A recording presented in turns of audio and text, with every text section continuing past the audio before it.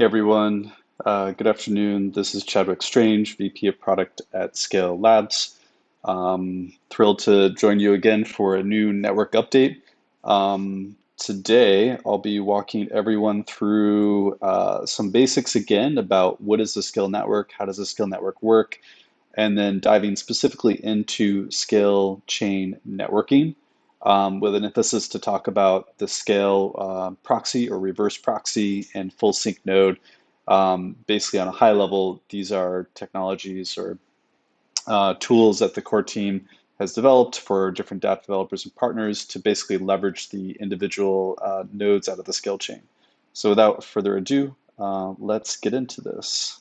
So what is the SKALE network? I think we've been through this a lot, but the SKALE network is the first multi-chain EVM compatible network that's built on top of Ethereum.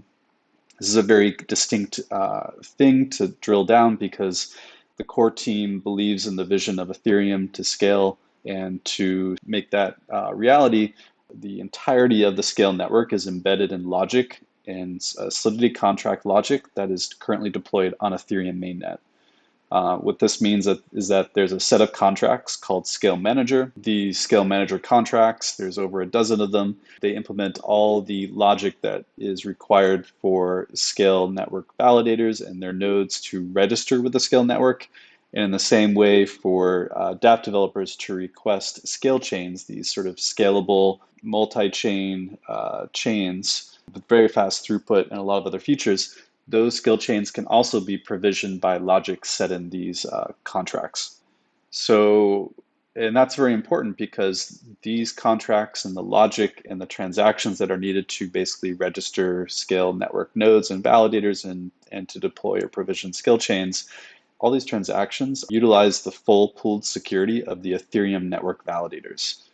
So SKALE network is supported by a set of roughly over 50 different validator organizations running currently over 160 nodes. Those validators also support other EVM networks. Some are only support SKALE. There's a broad range of them.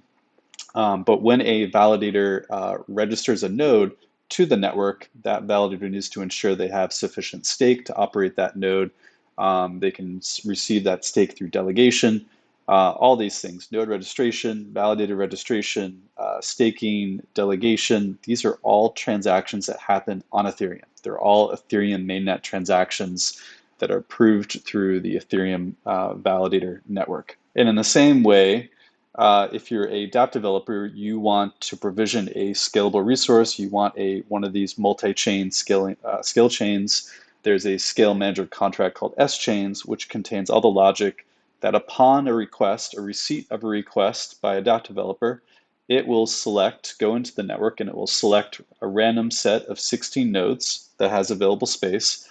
And SKALE Manager will then send a message to those nodes, instructing those nodes to create a containerized resource and to basically form a SKALE chain. And those individual containers then network together to basically participate and send messages to support consensus and EVM execution. And this is represented by this yellow abstract diagram where the networking is implied between these different nodes of the network. So what we've just covered is what is the SKALE network on a very high level. Again, it's built on Ethereum. It's a multi-chain system that utilizes the pooled security of the Ethereum network to provide additional security measures for operating at scale on the SKALE network. To dive this a little bit further, when a Dapp developer gets provisioned a SKALE chain, the Dapp developer then has 16 individual endpoints of which to transact or communicate with the SKALE chain. That's abstractly represented by these 16 circles on this page here. What this means is that each of these circles, this RPC endpoint is an IP address and a port number that allows the Dapp developer to then interact with that SKALE chain. Again, a node can support multiple SKALE chains, so it can be the same IP, but a different port number to access a different SKALE chain operating on that node. But to keep it simple, if you're a Dapp developer, you have a SKALE chain, you have 16 nodes or their containers to interact with. Those are individual IPs and ports that you interact with. That's a lot of RPC endpoints to manage. any Dapp developer is not going to be able to load up a set of 16, an array of 16 endpoints of which to bounce transactions back and forth, which is nice because there's a very simple tool that the core team has provided. It's open source, called reverse proxy. And it's very simple, and what it does is it allows a developer to utilize another machine on the network, which is represented by the yellow circle here, which is running the SKALE proxy software. And at its core, the SKALE proxy software is simply an Nginx container that allows the receipt of transactions from the developer or from the Dapp community. And then those messages are then relayed across the 16 nodes of the network, ensuring that messages are delivered to the best available node and ensuring that that message goes through. And if I'm going to bounce around here to show, so here is the repository, SKALE-proxy. Again, anyone can go through here. There's instructions about how to set up a SKALE proxy software. It doesn't require too big of a machine. Obviously, depending on the throughput, yeah, the machine might need to be a little bit higher with certain throughput requirements. But again, this is open source, and it's really nice because any developer, any partner or ecosystem contributor can run SKALE proxy on behalf of particular scale chains or a set of scale chains or all the scale chains. And currently, the core team just ensuring that the developers and community members and partners who are building on top of SKALE have the resources that they need. The core team has been happy to offer several SKALE proxies of which to run and transact these transactions to scale chains. But in the vision of complete or trying to achieve as much decentralization as possible, obviously it was important for the core team to create this open source repository that allows other partners to basically run their reverse proxy. So the core team highly encourages other partners to run SKALE proxy or other community system members who are looking to support other particular scale chains in the network to also run SKALE proxy for different partners and ecosystem members. So again, we did is covered the reverse proxy about how a developer can go from basically simplifying the use of managing 16 endpoints into one endpoint, one reverse proxy endpoint that then relays that message across, or Web3 transactions or messages across the 16 individual endpoints that support any given scale chain. It doesn't stop there. So we covered the reverse proxy, and that handles all the inbound transactions being load balanced and directed across the 16 nodes supporting the scale chain.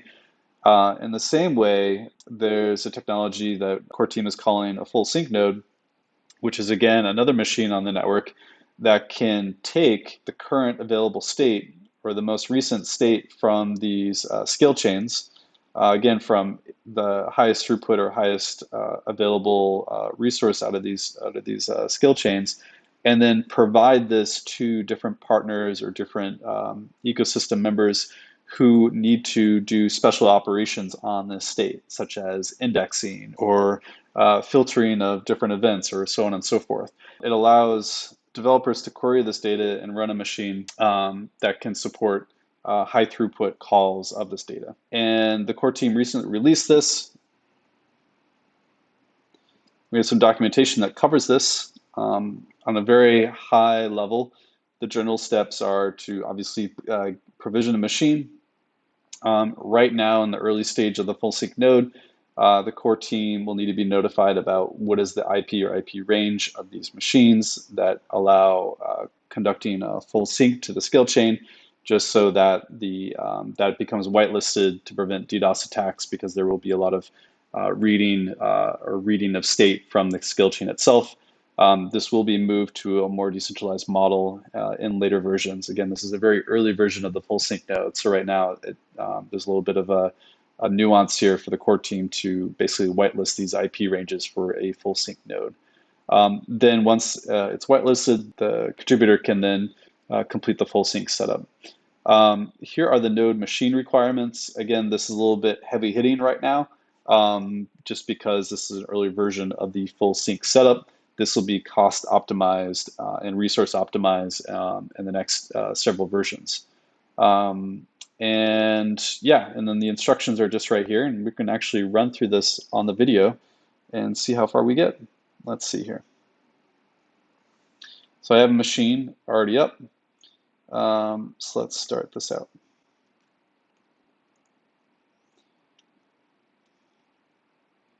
So let's get an app update,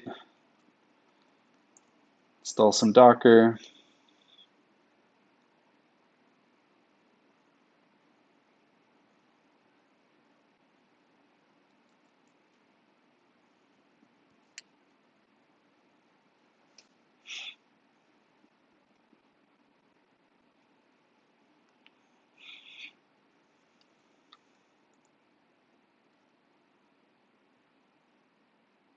There we go. Make sure it's installed.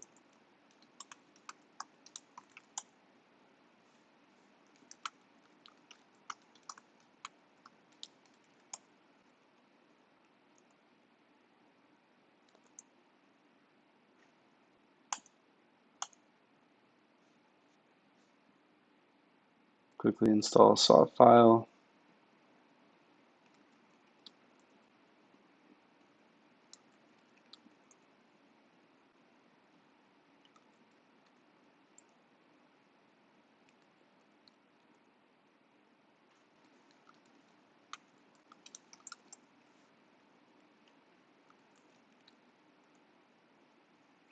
We'll go in and install the sync node CLI tool, add in executable permissions for that. Let's test the installation. Everything so far looks good.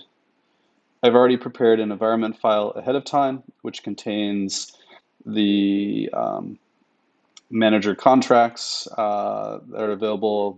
Currently, I'm actually connecting this to a staging network chain, a testing chain. So I'll be adding in the scale manager contracts on Ethereum Rinkeby, IMA contracts, dismount, and other data, as well as a scale chain name. So again, I'll select a scale chain to run the full sync node on, and hopefully without any issue, we should be able to run this. And as this starts up, this will download the required Docker containers. And this will then start querying scale manager contracts on Ethereum Rinkeby. It will request, it will take that scale chain name that I've set in the environment file. It will request what are the IP and port numbers that support that scale chain itself. Then it will begin to draw our read-only messages from those containers in the scale network.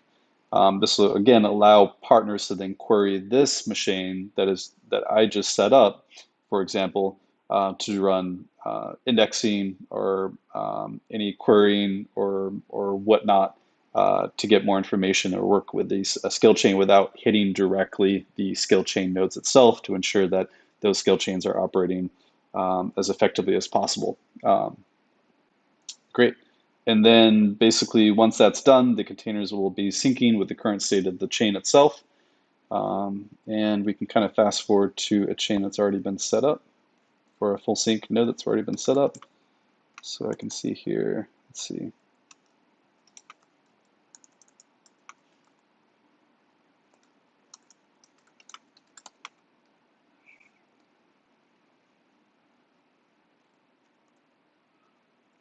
So again, this is pulling in all the Docker logs of all the information from the skill chain itself. This skill chain has been operating for quite a while, so it is pulling a lot of data and again, syncing. Obviously, I could do a tail to look at the very end of this, but this will basically go through all the logs of it syncing or reading consensus messages from the skill chain itself. Great. So today what we've covered was what is the Scale network? Again, high-level overview of how the Scale network is built on top of Ethereum using the pooled security of the Ethereum validator community. The Scale network is able to leverage that security mechanism to provide additional security metrics and actually expand the security to support Scale network validation. It allows Dapp developers to request scale chains autonomously by interacting with the scale manager contracts on Ethereum. Then we talked about how a scale chain is basically distributed. It's a EVM instance that's distributed across 16 randomly selected nodes. So as a Dapp developer, you have 16 individual endpoints of which to submit transactions to interact with your Dapp or your ecosystem. But 16 endpoints is difficult to manage. So the core team has released what's called a reverse proxy or a scale proxy that allows a developer to send transactions to one endpoint, which then gets forwarded or distributed across the 16 nodes of the network. That allows any developer or Dapp ecosystem to distribute transactions to the scale chain.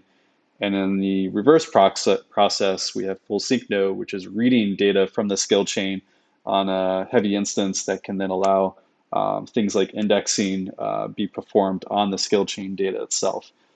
These are, again, early versions. They're all open source. A core team is looking to, again, improve the cost effectiveness and resource effectiveness of the full sync node, as well as allow the full sync node to also broadcast transactions to the network as a way to sort of bring in the reverse proxy and combine it with the full sync node. This has been a huge request by a lot of partners who are looking to get data from scale chains and work with the data and work with all these scale chains and all the heavy transactions these scale chains are producing. So the community is really excited to see the full sync node develop. Again, it's a very early stage, the first version that's been released of the full sync node. So please stay tuned for the next network updates. We'll probably cover some updates to full sync node, scale proxy, as well as some other exciting things in the pipeline. Thanks for listening. Chat soon. Bye.